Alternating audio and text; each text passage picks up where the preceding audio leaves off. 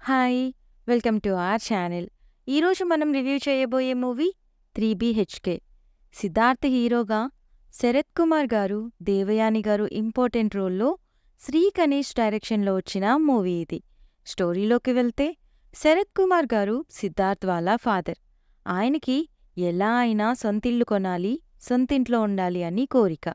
దానికోసం ఆయన ఏం చేశాడు? ఫ్యామిలీ ఏం చేసింది?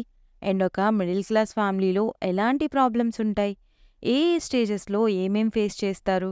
లాస్ట్‌కి వాళ్ళ కోరిక నెరవేరిందా లేదా అనేదే స్టోరీ. పాజిటివ్స్ అంటే పర్ఫార్మెన్సెస్ సిద్ధార్థ్ గారు అండ్ శరత్ కుమార్ గారి పర్ఫార్మెన్సెస్ చాలా బావుంది. అండ్ మేకింగ్ బావుంది.